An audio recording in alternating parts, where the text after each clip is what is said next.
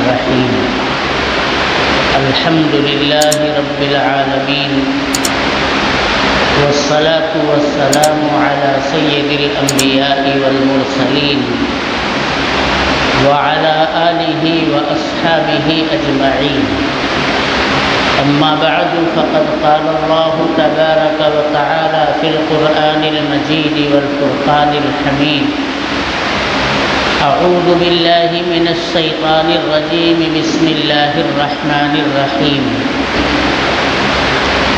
إن عدة الشهور عند الله 12 شهرا في كتاب الله يوم خلق السماوات والأرض منها 4 حرم صدق اللہ مولانا العظیم۔ میرے محترم بزرگوں اور دوستوں، اللہ تبارک و تعالی نے نوشتہ قدرت کے اندر دنیا اور کائنات کے لیے 12 مہینوں کا تقرر فرما دیا ہے۔ اس کی گواہی کتاب اللہ کے اندر موجود ہے۔ قرآن یہ کہتا ہے کہ مہینوں کی گنتی اللہ تبارک و تعالی کے نزدیک 12، کل 12 مہینے ایک سال کے اندر ہوں گے۔ اس کا تعین اور اس کا تقرر نوشتہ قدرت کے اندر کائنات کی تخلیق سے پہلے ہی اللہ تبارک و تعالی نے لکھ دیا۔ منہا 4 حرم، ان 12 مہینوں میں سے 4 مہینوں کو اللہ تبارک و تعالی نے انتہائی محترم قرار دیا۔ وہ 4 مہینے کون کون سے ہیں؟ رجب المرجب ایک مہینہ یہ ہے، جس کے بعد شعبان آتا ہے، شعبان کے بعد رمضان آتا ہے، پھر شوال المکرم آتا ہے، شوال کے بعد پھر تسلسل کے ساتھ 3 مہینے، ذوالقعدہ، ذوالحجہ اور محرم الحرام۔ 3 مہینے ادھر ہوئے اور 1 مہینہ شعبان سے پہلے والا جسے رجب المرجب کہا جاتا ہے۔ 3 اور 1 ملا کر کے یہ 4 مہینے ہوئے۔ ان کو اللہ تبارک و تعالی نے انتہائی حرمت والے مہینے قرار دیے۔ اسی بنیاد پر زمانے قدیم اور زمانے جاہلیت کے اندر بھی میرے محترم بزرگوں اور دوستوں، ان مہینوں کے اندر یہ احترام ملحوظ رکھا جاتا تھا کہ آپس کے تنازعات اور جھگڑے، لڑائیاں، خوریزیاں ان مہینوں کے اندر بند کر دی جاتی تھیں۔ یہ تو ہوئی سرسری بات۔ ہم نے جس مہینے کے اندر قدم رکھا ہے، اس مہینے کو اسلامی کیلنڈر کا پہلا مہینہ قرار دیا جاتا ہے۔ اسی لیے اور مہینوں کی بنسبت اس مہینے کا چاند دیکھنے کے لیے زیادہ ہی اعلانات کیے جاتے ہیں۔ کیوں؟ اس لیے کہ اسلامی سال کا یہ پہلا مہینہ ہے۔ اس کی جستجو کرو، اس کی دیکھ ریکھ کرو، چاند دیکھو، تلاش کرو، یہیں سے پھر اگلا سال آنے والا ہے۔ ہم اگلے سال کے اندر قدم رکھیں گے، اور زندہ قومیں میرے محترم بزرگوں اور دوستوں وہ اپنی تاریخ کی حفاظت کرتی ہیں۔ آپ مختلف تاریخوں کا مطالعہ کریں تو اس سے پتہ چلے گا کہ ہر قوم کے اندر تاریخوں کے تعین اور تقرر کا اپنا اپنا معیار ہوتا ہے، لیکن بہرحال ہر زندہ قوم اپنی تاریخ لے کر کے چلتی ہے۔ بعض قوموں نے بڑے بڑے واقعات سے اپنے سن کا اور اپنی تاریخوں کا آغاز کر رکھا ہے، بعض قوموں نے بادشاہوں کے عروج و زوال کے حالات کو دیکھ کر کے اپنی تاریخ کا تعین کیا ہے، جیسے کہ یہود نے اپنی تاریخ کا تعین کہاں سے کیا، اپنے سن کا آغاز کہاں سے کیا ہے؟ جب بیت المقدس ویران کیا گیا، اسی وقت سے انہوں نے اپنے سن کا آغاز کیا ہے۔ حضرت عیسیٰ علیہ السلام کے ماننے والوں نے، عیسائیوں نے اپنی تاریخ کا تقرر اور تعین، اس کا آغاز کہاں سے کیا ہے؟ جب سیدنا عیسیٰ علی نبینا وعلیہ السلام کو زندہ آسمان پر اٹھا لینے لیے جانے کا واقعہ پیش آیا، وہاں سے سن عیسوی کا آغاز ہوا ہے۔ چنانچہ ہم اپنی تاریخ اور عیسوی تاریخ کو ملاتے ہیں تو 500 سے زیادہ کے عرصے کا فاصلہ ہم کو نظر آتا ہے، چونکہ عیسوی لحاظ سے جناب محمد الرسول اللہ صلی اللہ علیہ وسلم کی بعثت سن 571 عیسوی میں، اتنا سال یہ فترت کا زمانہ گزرتا ہے جس کے اندر میرے محترم بزرگوں اور دوستوں نبی درمیان میں آپ کو نہیں ملے گا۔ حضرت عیسیٰ علیہ السلام کو زندہ آسمان پر اٹھا لیا گیا اور 550 سال سے زیادہ کا عرصہ فترت کا گزرا ہے۔ حضرت عیسیٰ کے ماننے والے، ان کے جو احبار تھے، جو علماء تھے، ان کے توسط سے لوگوں کو حضرت عیسیٰ علیہ السلام کی تعلیمات اور ہدایات کا پتہ چلتا تھا اور اس کے مطابق وہ عمل کرتے تھے، اور یہ بھی ہمیں معلوم ہے کہ وہ اپنی منشا کے مطابق اس کے اندر تحریف بھی کرتے تھے، تبدیلیاں بھی کرتے تھے۔ جو باتیں ان کے مفاد سے ٹکراتی تھیں اس کو وہ مسترد کر دیتے تھے، اور جو باتیں ان کے غرض، ان کے مقصد سے ہم آہنگ ہوتی تھیں انہیں وہ قبول کرتے تھے۔ تحریف اور تبدیلیاں بھی بے شمار ہوئی۔ حضرت عیسیٰ علی نبینا وعلیہ السلام کی تعلیمات کو مسخ کیا گیا ہے، تو یہ فترت کا ایک زمانہ گزرا ہے۔ پھر جناب محمد الرسول اللہ صلی اللہ علیہ وسلم کی ولادت باسعادت ہوتی ہے، اور اس روئے زمین پر، اس کائنات پر اللہ تبارک و تعالیٰ کی طرف سے ایک نئی روشنی بکھیری جاتی ہے، آپ کی بعثت ہوتی ہے۔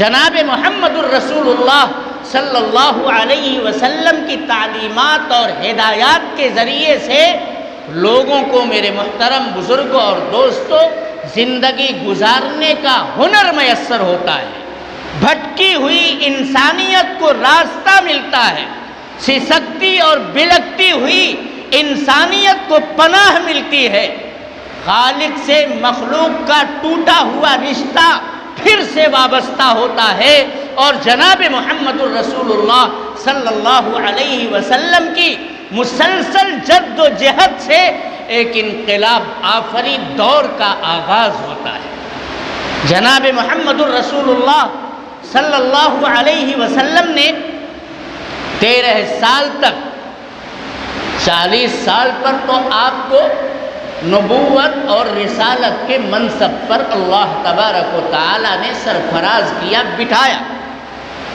اور آپ نے بلا تاخیر کلمہ توحید کو، میرے محترم بزرگوں اور دوستوں، بلند کرنا شروع کیا۔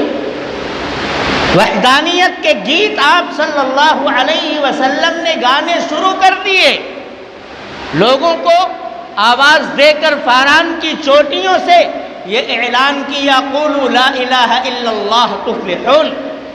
اب نجات آخرت کی اور فلاح و بہبود اس دنیا کی اسی دین اسلام کے اندر مضمر ہے۔ وحدانیت کے اوپر واپس آ جاؤ، شرک کو، بت پرستی کو، ہر قسم کے کبائر کو چھوڑ کر کے ایک اللہ کے پجاری اور پرستار بن جاؤ۔ جناب محمد الرسول اللہ صلی اللہ علیہ وسلم نے اس کا اعلان کیا۔ پھر 13 سال تک کیسی کیسی جد و جہد کا زمانہ جناب محمد الرسول اللہ صلی اللہ علیہ وسلم نے مکۃ المکرمہ کے اندر گزارا ہے، اور آپ نے طائف کے لوگوں کی بھی فہمائش کرنے کی کوشش کی ہے۔ اپنے لوگوں کو اس دوران آپ صلی اللہ علیہ وسلم نے حبشہ کی طرف ہجرت کرنے کا حکم بھی صادر فرمایا ہے۔ ثقیفوں کے اندر آپ صلی اللہ علیہ وسلم کو نظر بندی کی زندگی گزارنی پڑی ہے۔ ایسا میرے محترم بزرگوں اور دوستوں جناب محمد الرسول اللہ صلی اللہ علیہ وسلم کو ستایا گیا ہے، اور اس قدر مصائب اور مشکلات سے آپ کو گزرنا پڑا ہے کہ آپ تاریخ پڑھیے تو رونگٹے کھڑے ہو جائیں گے کہ کیسے تھے آپ صلی اللہ علیہ وسلم کے عزائم اور آپ کے جانثار، اگرچہ محدود تھے، چند تھے وہ صحابہ کرام اور صحابیات جنہوں نے مکۃ المکرمہ کے اندر آپ کے دست حق پرست پر بیعت کی تھی اور حلقہ بگوش اسلام ہوئے تھے، لیکن ان کے عزائم کیا تھے، ان کے اندر ایمانی طاقت اور قوت کیسی تھی۔ سیدنا بلال حبشی کے واقعات کو آپ فضائل کی کتاب میں سنتے ہیں، اور نہ جانے کتنے صحابہ کرام کے حالات اس فضائل کی کتاب میں ہمارے سامنے آتے ہیں کہ اسی کلمے کی بنیاد پر آپ کے ماننے والوں کو کتنا ستایا جاتا تھا۔ سیدنا بلال حبشی رضی اللہ تعالی عنہ کو کتنا ستایا گیا، گرم ریت کے اوپر لٹا کر کے سینے پر پتھر کی چٹان رکھ دی جاتی تھی اور گھسیٹا جاتا تھا، اور یہی کہا جاتا تھا کہ اگر تم دین اسلام سے برگشتہ ہو جاؤ، واپس آ جاؤ، ارتداد اختیار کر لو۔ آج میرے محترم بزرگوں اور دوستوں، فکری نہیں عملی طور پر کتنا ارتداد پھیل رہا ہے، ہم اور آپ اچھی طرح سے اخبارات اور سوشل میڈیا کے ذریعے سے پڑھتے رہتے ہیں۔ جب ایمان کی طاقت نہیں ہوگی، جب ہمارے اندر خوف خداوندی نہیں ہوگا، جناب محمد الرسول اللہ صلی اللہ علیہ وسلم کی لائی ہوئی تعلیمات سے ہم وابستہ نہیں ہوں گے، ہماری بچیاں، ہماری بہنیں صحابیات کے واقعات سے تغافل برتیں گی۔ میرے دوستو، پھر یہ حالات آتے ہیں نا اخبارات میں، سوشل میڈیا میں، کہ فلاں مسلمان بچی فلاں کے ساتھ چلی گئی، مرتد ہو گئی۔ اس طرح کے حالات اور واقعات ہو رہے ہیں۔ یہ کن بنیادوں پر ہیں؟ اسی بنیاد پر ہے کہ ہم نے اللہ تبارک و تعالیٰ کی وحدانیت کو اور اس کی اہمیت اور افادیت کو جس انداز میں لینا چاہیے تھا نہیں لیا۔ جناب محمد الرسول اللہ صلی اللہ علیہ وسلم کی تعلیمات اور آپ کی ہدایات کو جس حیثیت سے قبول کرنا چاہیے تھا ہم نے قبول نہیں کیا۔ صحابہ کرام رضوان اللہ تعالی علیہم اجمعین کی عظمت کے ترانوں کو سرسری طور پر ہم نے پڑھ لیا اور چند میلے ٹھیلے کر لیے، اس سے ہم نے اسلام کے حق کی ادائیگی کا تصور اپنے دلوں کے اندر باندھ رکھا ہے۔ ان کی قربانیوں کو ہم نے نہیں پڑھا، ان کے سامنے آپشن تھا، ان کا مالک یہ کہہ رہا تھا کہ صرف تم اسلام سے برگشتہ ہو جاؤ، محمد کے دین کو چھوڑ دو، ہم تمہیں بخش دیتے ہیں، ہم تمہیں آزادی کا پروانہ دے دیتے ہیں۔ لیکن حضرت بلال حبشی رضی اللہ تعالی عنہ کی زبان سے بس ایک ہی جملہ جاری ہوتا تھا، اللہ احد، اللہ ایک ہے۔ ہم اس کی وحدانیت سے برگشتہ نہیں ہوں گے۔ تم ہمارے جسم کے ٹکڑے ٹکڑے کر ڈالو، خون کا آخری قطرہ ہمارے جسم سے نچوڑ دو، لیکن ہم اللہ کی وحدانیت سے برگشتہ ہو جائیں، یہ ہم سے ممکن نہیں ہے۔ الغرض جناب محمد الرسول اللہ صلی اللہ علیہ وسلم کو 13 سال تک کی مدت کس انداز میں میرے دوستو گزارنی پڑی، آپ واقعات پڑھیے، تفصیل کے ساتھ پڑھیے، آپ کو پتہ چل جائے گا۔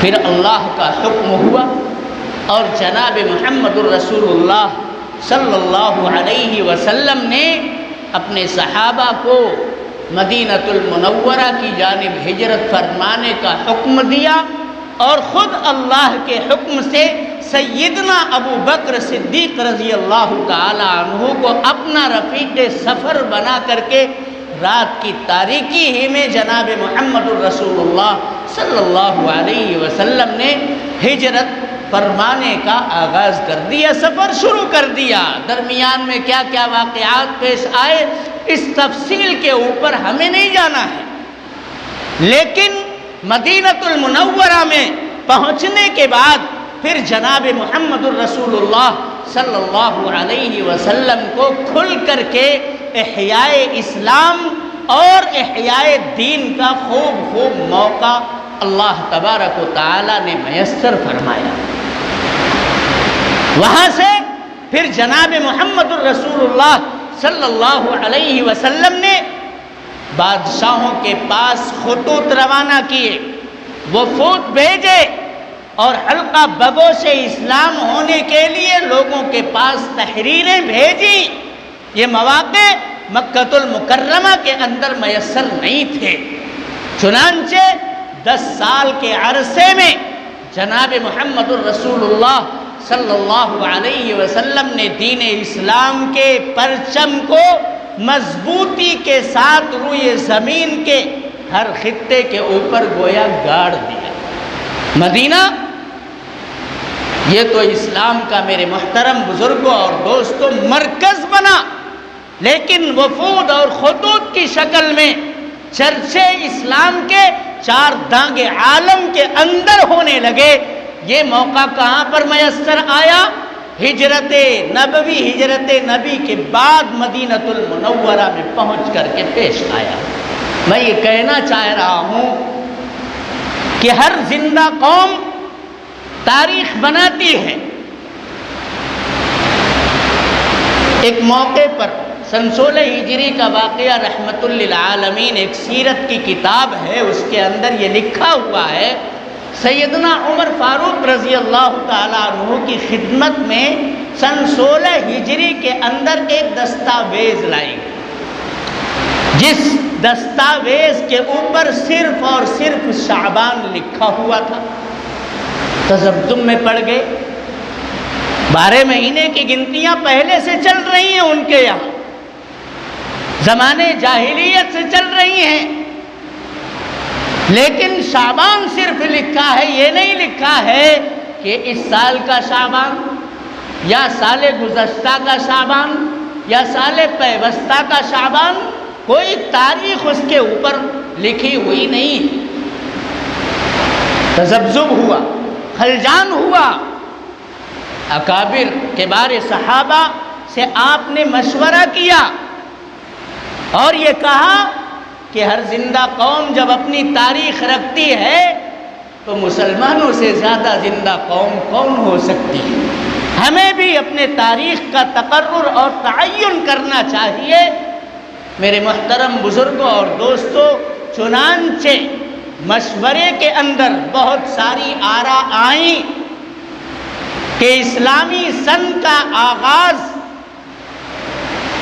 بعض لوگوں نے یہ کہا کہ جناب محمد الرسول اللہ صلی اللہ علیہ وسلم کی ولادت اور پیدائش جس سال میں ہوئی ہے اس سال کو اسلامی اولین سال قرار دیا جائے۔ اس سے پہلے بھی عربوں کے اندر ایک سن چلتا تھا، واقعہ فیل جب پیش آیا تھا وہاں سے لے کر کے چلتے تھے۔ ابرہہ جو یمن کا بادشاہ تھا، جس نے اپنے اور غرور اور گھمنڈ کے اندر مبتلا ہو کر کے کعبہ کو ڈھانے کے لیے کوہ پے کر ہاتھیاں لے کر کے آیا تھا، لاؤ لشکر لے کر کے آیا تھا، لیکن ایک مقام پر پہنچ کر کے اللہ تبارک و تعالی کی طرف سے جب گرفت آئی، سرزنش ہوئی، تو چھوٹی چھوٹی کنکریوں سے میرے محترم بزرگوں اور دوستوں ابابیل کا لشکر مشہور ہے۔ الم تر کیف فعل ربک باصحاب الفیل الم یجعل کیدہم فی تضلیل وارسل علیہم طیرا ابابیل۔ سارے مکر اور سارے فریب اللہ تبارک و تعالی نے ان کے ملیاں میٹ کر کے رکھ دیے۔ پرندوں کا، ابابیل کا، جو معمولی ہوتے ہیں، کوئی وزن ان کا نہیں ہوتا ہے، ان ابابیلوں کی چونچ میں، ان کے پنجوں میں اللہ تبارک و تعالی نے میرے دوستو کنکریاں دے کر کے بھیجا، اور وہ کنکریاں جس شخص کے اوپر، جس جانور کے اوپر گرتی تھیں وہ گل جاتا تھا۔ اس طرح سے تہوبالا کر کے ابرہہ کے لشکر کو اللہ تبارک و تعالی نے رکھ دیا تھا، اور کعبۃ اللہ کی حفاظت اللہ تبارک و تعالی نے اس انداز میں کی تھی۔ ایک سامان عبرت بن کر کے یہ واقعہ رہ گیا تھا۔ اس واقعے سے متاثر ہو کر کے اس زمانے کے لوگوں نے اپنے سال کا آغاز اسی واقعے فیل والے سال سے کیا تھا۔ وہ تاریخیں چلی آ رہی تھی۔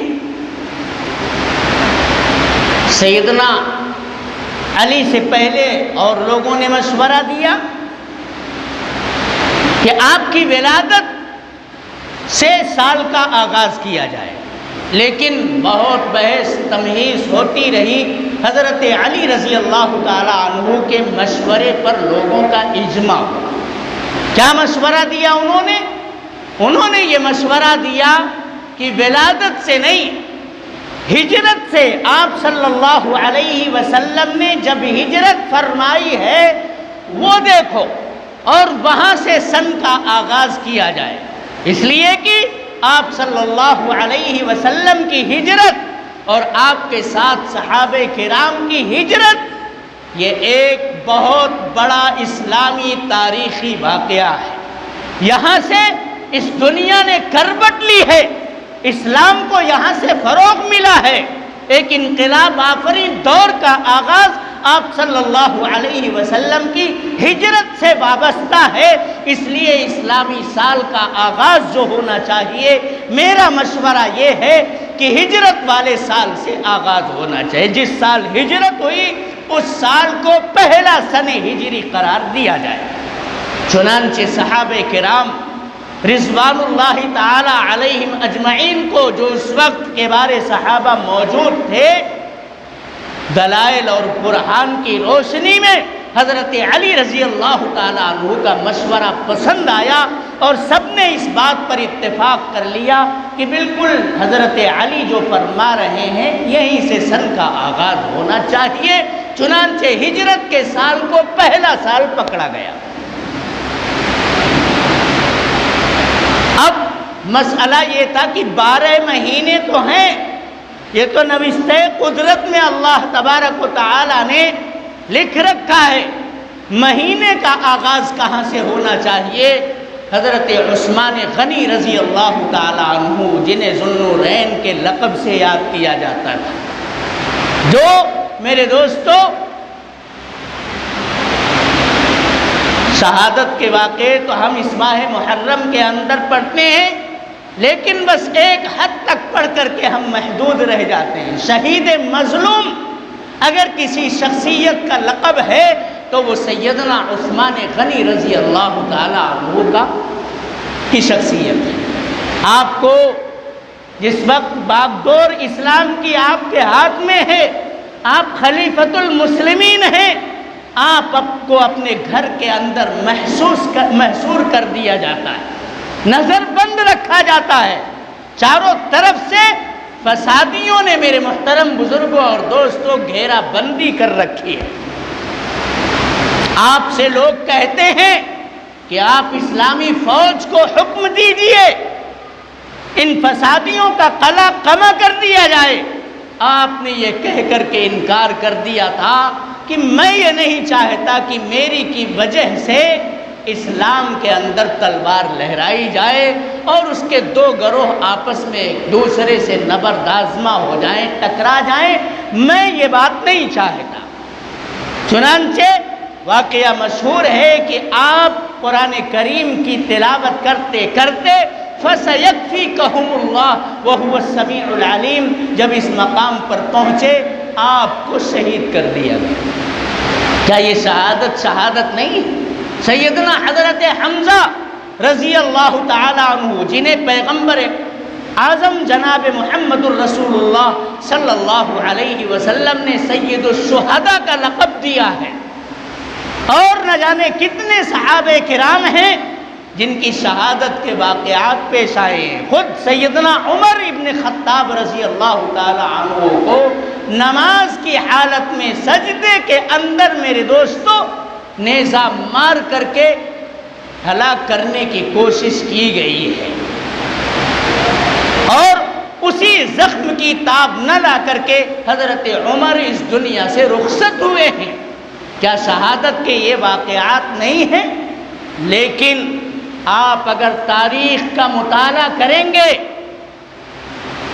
تو آپ کو پتہ چلے گا کہ اسلام کی روشن تاریخ کو مسخ کرنے کے لیے ہمارے سامنے شہادت کا صرف ایک واقعہ بیان کیا جاتا ہے جو کربلا کے اندر پیش آیا تھا، جس میں نواسہ رسول، جگر گوشہ بطول، نوجوانان جنت کے سردار، جنت کے پھول سیدنا حضرت حسین رضی اللہ تعالی عنہ کی شہادت کا واقعہ پیش آیا تھا۔ یقیناً میرے محترم بزرگوں اور دوستوں، ایک تابناک تاریخ رکھتا ہے یہ واقعہ، اور اسلام کی حفاظت کے لیے جناب محمد الرسول اللہ صلی اللہ علیہ وسلم کی تعلیمات اور ہدایات کی حمایت اور حصانت کے لیے سیدنا حضرت حسین رضی اللہ تعالی عنہ نے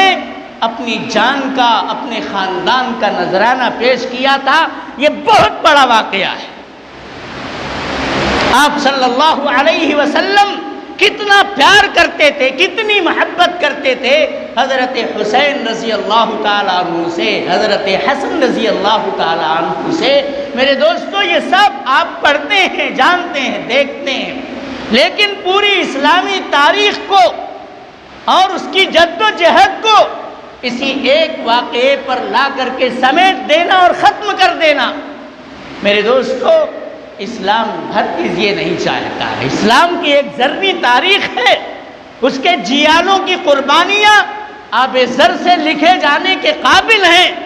انہوں نے اپنی جانیں دے دی اسلام کی حفاظت کے لیے۔ ایسے کتنے ہزاروں واقعات ہماری تاریخ کے اندر موجود ہیں، لیکن یہ سبائیوں نے، سبائی فتنے نے، جس نے جنگ صفین کو بھی مسلط کیا، جس نے جنگ جمل کو بھی مسلط کیا، جس نے حضرت علی کے ساتھ دھوکہ دہی کروائی، حضرت حسن کے ساتھ فریب کیا، اور پھر حضرت حسین رضی اللہ تعالی عنہ کے سامنے شہادت کا یہ واقعہ پیش آیا۔ ایک تاریخی پورا تسلسل ہے، ایک پس منظر ہے اس کا، اس کو پڑھیے تو میرے محترم بزرگوں اور دوستوں یہ سمجھا جائے گا کہ ہاں آپ واقعی اسلامی تاریخ سے کچھ تعلق رکھتے ہیں، کچھ وابستگی رکھتے ہیں، پھر حقیقتیں آپ کے سامنے کھلتی نظر آئیں گی اور آپ کو اسلامی ذرنی تاریخ کا پتہ چلے گا۔ کیا صرف اسی واقعے کو بیان کرنا چاہیے اس ماہ محرم الحرام کے اندر؟ ہجرت کا واقعہ کوئی معمولی واقعہ ہے؟ سیدنا حضرت حسین رضی اللہ تعالی عنہ نے یقیناً میرے محترم بزرگوں اور دوستوں دین اسلام کے احیاء کے لیے، اس کے تحفظ اور بقا کے لیے اپنی جان کا بھی نذرانہ پیش کیا، اپنے خانوادے کو بھی لا کر کے میدان کربلا کے اندر کھڑا کر دیا تھا۔ یہ ان کی عزیمت ہے، ان کا حوصلہ ہے، اور اسلام کے اوپر ان کی استقامت اور استحکام کی بات ہے۔ ہم اسے بھی بیان کریں، لیکن صرف اسی ایک واقعے کو بیان کر کے ماہ محرم کی دوسری باتوں کو نظر انداز کر دیں، ہجرت کے واقعے کو بھول جائیں۔ حضرت ابن عباس رضی اللہ تعالی عنہ کی ایک روایت ہے، عن ابن عباس رضی اللہ تعالی عنہ ان النبی صلی اللہ علیہ وسلم قدم المدینہ فوجد اليہود صیاما یوم عاشوراء فقال لهم رسول الله صلى الله عليه وسلم ما هذا اليوم الذي تصومونه فقالوا انجى الله فيه هذا يوم عظيم انجى الله فيه موسى وقومه وغرق فرعون وقومه فصام موسى شکرا فنحن نصومه فقال رسول اللہ صلی اللہ علیہ وسلم فنحن اولا بموسیٰ منکم فصام رسول اللہ صلی اللہ علیہ وسلم وامر بصیامہ۔ جس 10 محرم الحرام کو میرے محترم بزرگوں اور دوستوں اور اس کی تاریخ کو بالکل ایک ہی صورتحال پر بدل کر کے رکھ دیا گیا ہے، اس کی بابت آپ سنیے۔ جناب محمد الرسول اللہ صلی اللہ علیہ وسلم کا واقعہ حضرت ابن عباس نقل کرتے ہیں کہ جب آپ مدینہ کے اندر تشریف لائے اور ماہ محرم کی یہ 10ویں تاریخ آئی جسے یوم عاشوراء کہا جاتا ہے، تو آپ نے دیکھا کہ یہود کے یہاں اس دن کی بڑی عظمت ہے۔ آپ نے پوچھا ما ھذا الیوم الذی تصومونہ، یہ کون سا دن ہے جس دن کے اندر تم روزہ رکھتے ہو؟ تو انہوں نے کیا کہا؟ فقالوا ھذا یوم عظیم، یہ بہت عظیم الشان دن ہے، انجى اللہ فیہ موسیٰ وقومہ۔ بنی اسرائیل جو فرعون اور فرعونیوں کی چکی میں زمانے سے پستے چلے آ رہے تھے، بنی اسرائیل کے ایک فرد سیدنا حضرت موسیٰ علی نبینا وعلیہ السلام کو اللہ تبارک و تعالیٰ نے کس طرح سے بچا کر کے نبی بنایا، رسول بنایا، اور پھر فرعون کو سمجھانے کے لیے اس کے دربار میں بھیجا۔ انہوں نے دعوت توحید دی، اللہ تبارک و تعالیٰ کی پکڑ سے ڈرایا، سب کچھ کیا۔ اور بسا اوقات تو ایسا ہوتا تھا کہ جب حضرت موسیٰ علیہ السلام اس سے کہتے تھے کہ وحدانیت پر آ جاؤ ورنہ اللہ کی طرف سے پکڑ آ جائے گی، پکڑ آتی جب دکھائی دیتی تھی تو اس کے دل کے اندر صراط مستقیم پر اور وحدانیت پر آنے کا میرے دوستو جوش بڑھتا تھا۔ لیکن جیسے ہی یہ آتی تھی حضرت موسیٰ علیہ السلام سے یہ دعا کی درخواست کرتا تھا، یہ دعا کرتے تھے، عذاب ٹل جاتا تھا، اور جیسے ہی عذاب ٹلتا تھا ویسے ہی وہ اٹل اپنے شرک کے اوپر ہو جاتا تھا۔ بلکہ وہ تو ربکم الاعلیٰ انا ربکم الاعلیٰ کہہ کر کے خود ہی خدائی کا دعویٰ کر رہا تھا۔ اللہ تبارک و تعالیٰ نے آخر کار بنی اسرائیل کو نجات دی اور فرعون اور فرعونیوں کو دفن کیا، غرق کیا۔ تو وہی بتایا کہ یہ بہت عظیم المرتبت دن ہے، اس دن میں اللہ نے موسیٰ اور ان کی قوم کو نجات دی تھی، اور اسی دن کے اندر فرعون اور فرعونیوں کو اللہ تبارک و تعالیٰ نے غرق کیا تھا۔ شکرانے میں حضرت موسیٰ نے روزہ رکھا تھا، ان کی قوم نے بھی روزہ رکھنا شروع کیا تھا۔ آج تک ہم تسلسل کے ساتھ چونکہ ان کے لوگ ہیں اس لیے روزہ رکھتے چلے آ رہے ہیں۔ آپ نے ارشاد فرمایا کہ حضرت موسیٰ بھی نبی تھے، اولو العزم پیغمبر تھے، میں بھی پیغمبر ہوں، میں بھی نبی ہوں، فَنَحْنُ أَوْلَى بِمُوسَىٰ مِنْكُمْ، تم سے زیادہ حق تو مجھے پہنچتا ہے کہ میں بھی روزہ رکھوں۔